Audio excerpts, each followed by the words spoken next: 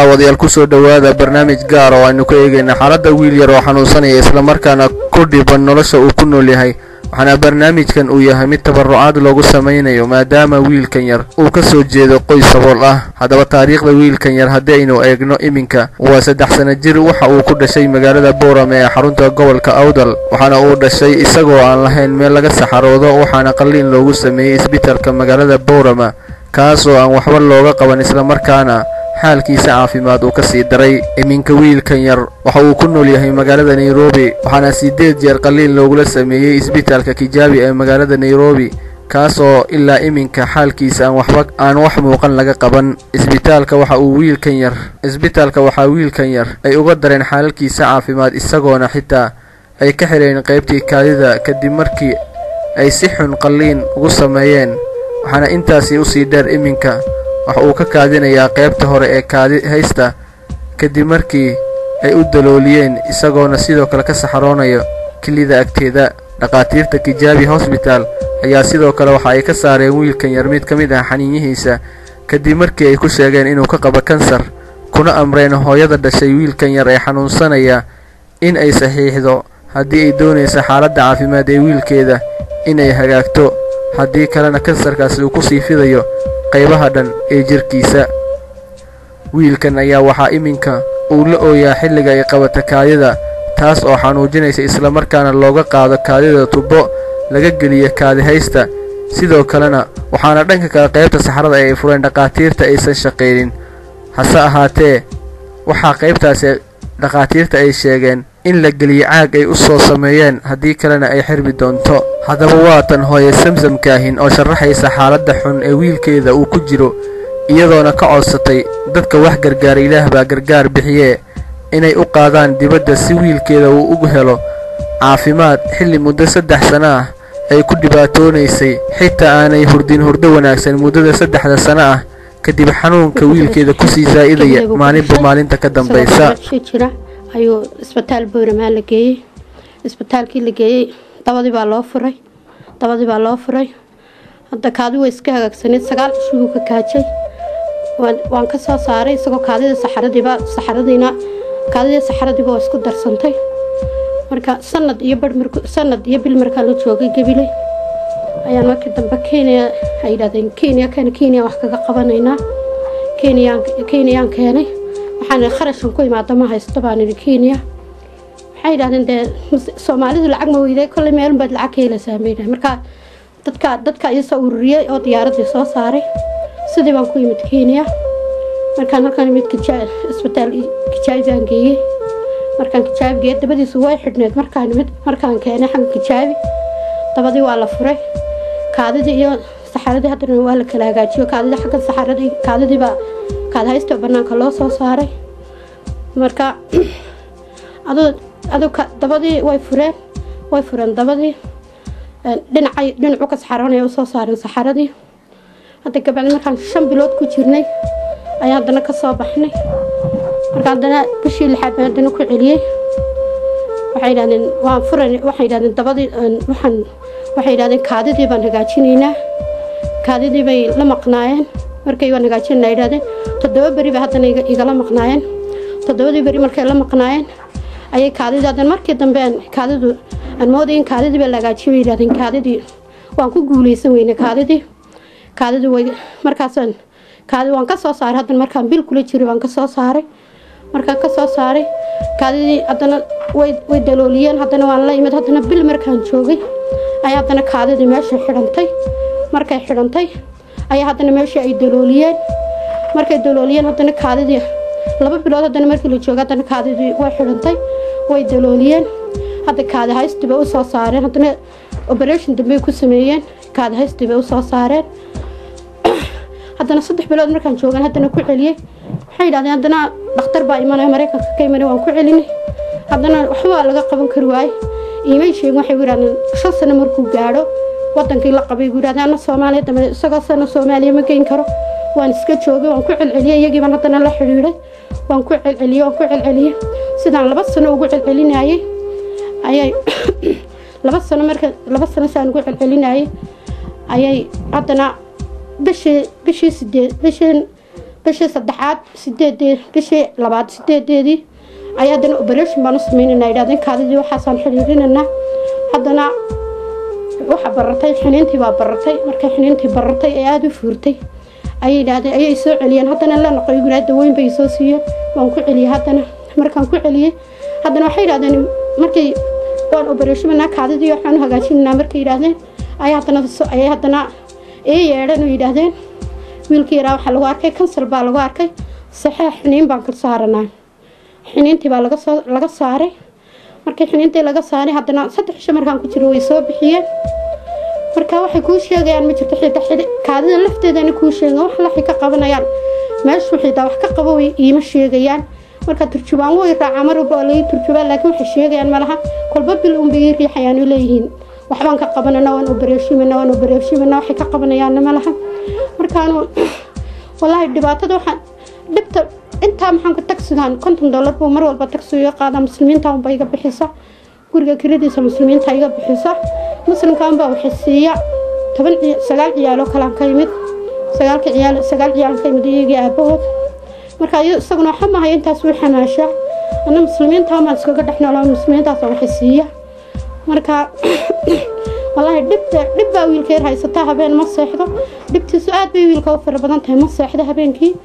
habeen ma seexdo saas uu weedahay hadda imka sida uu fadhiyo imka kaadida haday qabato saas uu wareegaysanaya oo kaadida baa dhibaysa marka kaadidana injir baan kaga soo qaadaa aaga adarkiisina labada goorba kaadidan kaga soo qaadaa ka kalena isna dabadan ka geliya labada jeer marka laba qof baa iga qabta oo midna luga qabta midna gacmahana waan geliya marka labada goorba kaadidan kaga soo qaadaa kana dabadan ka geliya wallahi dhibaato wiilka way haysataa dhib waa haysataa anigana dhib waa haysataa isagana dhib waa haysataa galnay waxay yiraahdeen dabada ka gali weydo dabada waa xidhmasaa operation labaad buu noqonayaa bay yiraahdeen kanna kaadida hadii la galin waayo operation waa xidhmasaa meesha bay yiraahdeen operation labaad buu noqonayaa marka wala waa iska dhibaataysan yahay wiilkaas iska dhibaataysan yahay dabada markii la dhigay wax saaro ka soo qaaday saxara ma jirto dhinac ka saxaroonaya saxarada ma soo qaaday waxay hadii la galin waayo jirka isku tagay bay yiraahdeen waa xidhmasaa operation labaad buu baahanayaa kanna kaada labada goorba laga soo qaada oo sanadkii hore bishii saddexaad ee kan soo siin sanad baan iga sida ugu wadwadaande aan kaga soo daaya marka wallahi waa dhibaataysan xamse uu dhibaataysan walaal muslimiintaas bay ilaahay dir cid kale ma xiiso iyo keensan ma jirto marka 9 ciyaal isaguna haya 9 ciyaal uu xamaala ilaahay muslimiinta oo bad keenay igu haya marka ilaa iminka marka ma jirta cid kula soo xariirtay ama doonaysa inay kaga gargaarto xaalad xumada caafimaad ما وحبه ولي عدي لصاحب يدي ما جرت عد ويلكاي لصاحب يدي ولا ما جرت marka dhibtaas haysata habeen iyo dhaar bas asoo ya hurdama yaqaan ana hurdama aqaan ilaahay walaal murugada iga saaro ilaahay inuu igu bixiyo muslimiinta waxaan ka codsanayaa ilaahay inuu igu bixiyo oo ilmaha si farash ilaahay igu qoro ilaahay sidoo u qadaray bay noqonaysaa waxaan ilaahay waa qadar ilaahay baa iska dhacay muslimiinta waxaan ka codsanayaa ilaahay inay wiilkaayan dan iyo dibadba cidii maqlaysa muslimiin ay daawanaysaa inay wax igu tiraan baan rabaa marka ilaahay baa soo qadaray horta waa amar ilaahay weeyaan waxaad sheegtay in isbitaalka Kijaay markii aad geynayso inay kaaga baxdo ku dhawaad 5,000 oo lacagta Kenya 5,000 baa lay $50 baa taas maadaama saboolaati ya ka bixiya ma dadku taakulay baa jira oo lacagaha taasiga ku iska bixiya ma dad taakulay dad baa iga bixiya muslimiintu ma kolba ilaahay qofku iyo qoray iga bixiya taksiga iga bixiya iyo wiilkeer waxaan siin caani iyo waxaas muslimkaas ay siiya adoo muslimka ilaahay un baa ilaahay ii dira ma dhacda mar cunugii hospitaalkii ka balansan in qarash aad taksiga ku raadayso waa in badan baa waan ku raacay hadana taksiga marka lagu qaado marka dambe ilaahay haduu waxii kana marka dambe markaan ka uu taksigu qaado marka dambe aan siin jiray lacagta markaan lacag u waayo marka dawla dib uu qabaa walaal dib uu qabaa wiilkaas dib uu qabaa ilaahay inuu dhibta ilaahay ka saaro ilaahay inuu bariyo walaal ilaahay baa wax walba haye caafimaadkiisa cudurka ilaahay baa haye dhaqaatiirta isbitaalka Kijaay aad wiilka yar geysay door ka jeex wuxuu sheegay xaaladiisa in aan halkan wax lagu qaban karin oo u baahnaan karo in xaalad ay caafimaad dibadda lagu sameeyo maba sheegayaan ba waxay qarnayaan ba maba sheegayaan cisho dhow intay la soo hadlay ay yiraahdeen lacag soo qaad bay yiraahdeen 100 kuna markaan lacag ma hayo baan ku yiri markaan tiga lacag ma hayo baan ku yiri 10 kun bay soo qaad yiraahdeen 10 kun waan qaaday 10 kun waan qaaday wiil bay iga bixiyay markaan qaaday waxba ma hayo markaan wiilkiiba aad ula hadlo deeyay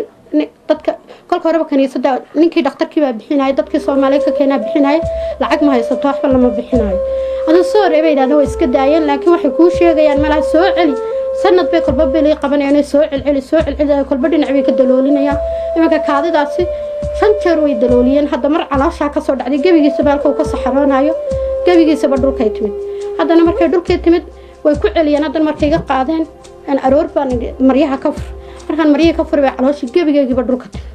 hadda aniga soo hayay yimaadeen dhakhtaradii markaas xaqii saaladii geeyeen saacad markaan halkii ku hayay ayay ka qaadeen markaas calooshi ku celiyeen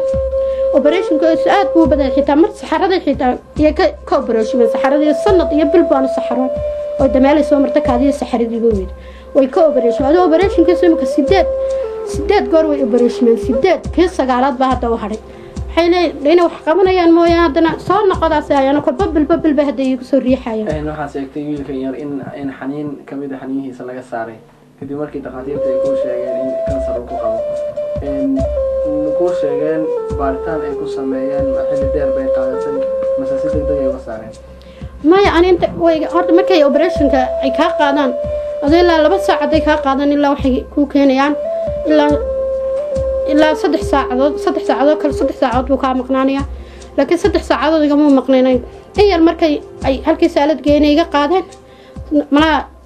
adu saacadun baa haydan tuuga maqnaa nadana meel dhar ku dhaqanay iyo yareen ma samsan beeyaan afka ma garanayo oo wax da Soomaaliyeena ma joogto ninka loo afka yaqaan ay keeneen af Soomaaliga waxay yiraahdeen ma samsan waxay yiraahdeen Xamse waxaan ku aragnay maxaa ku aragteen baan markaasaan ooyay anakii ku ooyay markaas igu waxbaan ku aragnay markaas ay xiniin baan ka operation markaasaan xiniintu maxay qabtaa markaas ira kansar bay qabtaa wax badan kuma aan aragay kansarka wax yar baan ku aragnay bay yiraahdeen waa ka saaraynaa bay ana hadda markaasaan iska naxay aan waxba uma sheegin markaas ay waxuma noqonayo meel kale kuma gaarin laakiin inta waa laga saaraya bil iyo 14 cisho oo barsanaa meesh iyo shaki ama ku gala markay ku rahan wiilkaaga yar xaniin baa laga saaraya waay galay shaki maxaa shakiga walada hurdo ma seexda shaki waay galay muxuu galaan hadda waxa banaga ka shakisana inuu jirkiisa waxaan sheegayaan gaadho tan aan xiniinta kalaaba uga baqayaa wuu iska fiican laakiin haddana shaki waay galay muxuu shaki galay walaa dadka kale ma ku galay dareen ah in wiilkaaga yar oo xaniinta kansar uu san ka qabin isla markaana inta badan dhaqaatiirta dibadda ay sameeyaan in dadka markay operation ku sameeyaan ay kala baxaan kaliya oo kale iyo xaniin oo kale iyo beerti waxyaabo noocaas ah wuxuu galay shakiga way galay shakiga waxaan sir marka waan shigay waxaan malaha kansar ma qoyna dawa iskala baxay dadis haday iyagu day kansalka ku arkayna dayaga jirta waa gaalama yaday haduu xitaa caafimaad qoy cid kula hadla saama jirta dagaala yaa la hadlayo marka adiga in aad saxiixdo warqada adigoo shaki qabo maxaa mar haday yiraahdeen jirka uu wada saaqaya maxaan sameeyaa waan saxiixay markii uu yiraahdeen intan hadii maanta hadii kale waa lagu soo saariyaa bay hadda yeel weydo aad saxiix weydo waa lagu soo saaraya waad iska qaadanaysaa isagoo xiniintaasi jirka kale uu saaqaya halkan kale uu saaqaya bay yiraahdeen markaasaan isirida sidii Ilaahay ka dhigay noqonaysaa de ka saaraan waan saxiixay waxaan ka codsanayaa dawladda wiilkaygaasi wiilkayga dadka Soomaaliyeed in la ii qaado wiilkayga dhakhtar si la igu helo dhakhtar dibadda ayaan dadka Soomaaliyeed meel ay joogaan baan ka codsanayaa gabdhal iyo dibadda meesha joogaan ka codsanayaa inta waxay koon ii qabanayaan malaha haddana sidii Ilaahay ka dhigay noqonaysaa marka waxaan ka codsanayaa muslimiinta in wiilkaasi ii gargaaraan baan ka codsanayaa oo ii gargaaraan oo wiilka meel dhakhtar dibadeed anu awood ma ku qaado ma haysto awoodan taxiga ban awood hayn haday dhakhtar Nairobi dhexdeeda ka jawaab ka tahay Nairobi dhexdeeda lacag ku geysto ma hayo oo ku soo baadho ma hayo marka muslimiinta waxaan ka codsanayaa in muslimiinta ii gargaaraan baan meel wala Soomaaliya joogto bay ii gargaaraan baan ka codsanayaa haddaba daawadayaal cidii doonaysa in ay gargaarto wiilkan yar ay xanuunsanayo isla markaana ay tabarucaad u fidiso waxa ay kala soo xiriiri karaan telefoon nambarka ku qoran shaashada ama telefishinka caalamiga ee Hon Cable TV xafiiskiisa magaalada Nairobi si aynu ula xiriirino cidda uu ka soo jeedo wiilkan yar.